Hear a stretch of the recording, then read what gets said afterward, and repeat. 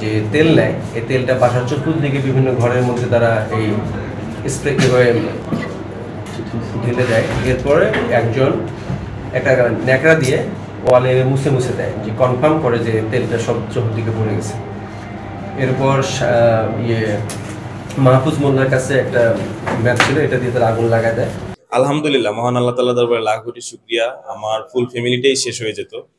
এটা আলহামদুলিল্লাহ, বাংলাদেশের প্রশাসনের প্রতি আমি আসলে কৃতজ্ঞতা প্রকাশ করছি।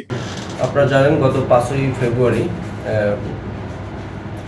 ধানমন্ডি 32 নম্বরে বঙ্গবন্ধু শেখ মুজিবুর রহমানের বাসভবন ভাঙা সংক্রান্তে ফেসবুক এবং কন্টেন্ট ক্রিয়েটর যেমন কাফি তার ইউটিউবে বিভিন্ন ভাঙার সংক্রান্ত আগুন ধরার সংক্রান্তে কিছু ফেসবুকে এসে পোস্ট করে।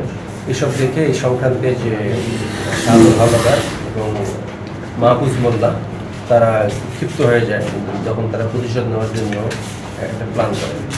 এই প্ল্যানের অংশ হিসেবে তারা 12 তারিখ 12-2-25 ফেব্রুয়ারি 12 তারিখে তারা এই শাহাদত এবং মাহফুজ মোল্লা বরিশাল থেকে বিআরটিসি গাড়িতে চড়ে তারা আমতলীর বান্দুরা বাস স্ট্যান্ডে এসে নামে।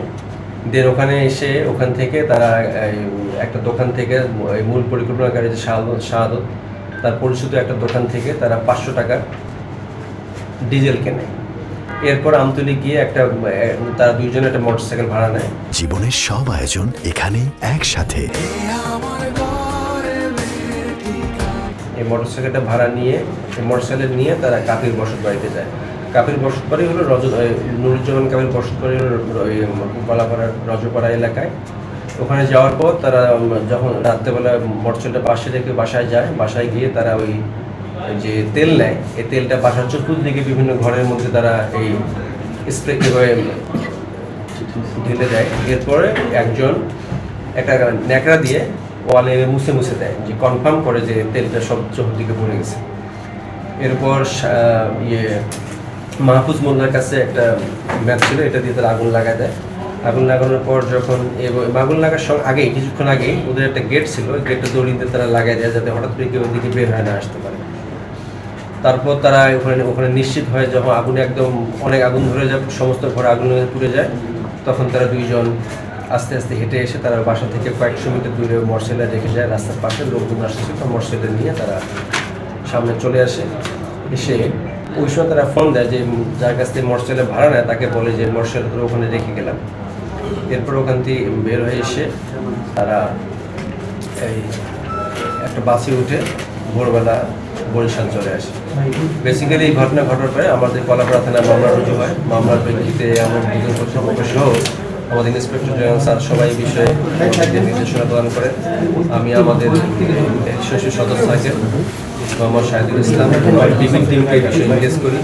তারা বিভিন্ন বিষয়ে সিসি ক্যামেরা এবং তথ্যযুক্তির বিভিন্ন ব্যবহার, বিভিন্ন জায়গায় গিয়ে তথ্য সংগ্রহ এবং তাদেরকে পদব্রজে অনেক কাজ করতে হয়েছে এবং অনেক পরিশ্রম করতে হয়েছে। এটা নিয়ে ফাইনালি যে তার বাসায় যে আগুন দেওয়ার বিষয়টা এখন আসামিরা আমাদের হাতে আছে, তারা আইনগত সমর্থন করবো। পাশাপাশি আমরা এখন এটার মোটিভ অর্থ যোগানদাতা অন্য কোনো কেউ আছে কিনা এটা পরবর্তী আমরা তদন্ত করে দেখবো। আপনাদের সবাইকে ধন্যবাদ। প্রশাসন তাদেরকে জিজ্ঞাসাবাদ করে কতটুকু জানতে পারছে, কে কে ছিল, কতদিন ছিল, এগুলো তো আমি আসলে কিছুই জানি না। আমাকে জানানো হয়েছে তারা, এবং যাদেরকে ধরা হয়েছে তারাও স্বীকারোক্তি দিয়েছে যে আমরা ওখানে আগুন দিয়েছি এবং কাফি ধানমন্ডিতে আগুন দিয়েছে, সেই উপর ডিপেন্ড করি আসলে আগুন দেওয়া। এর বাইরে আমি আসলে এখন পর্যন্ত আমি আসলে জানি না আর কি। আলহামদুলিল্লাহ, মহান আল্লাহ তাআলা দরবারে লাখ কোটি শুকরিয়া। আমার ফুল ফ্যামিলিটাই শেষ হয়ে যেত। এটা আলহামদুলিল্লাহ, বাংলাদেশের প্রশাসনের প্রতি আমি আসলে কৃতজ্ঞতা প্রকাশ করছি, বিশেষ করে আমার জেলা পুলিশের প্রতি।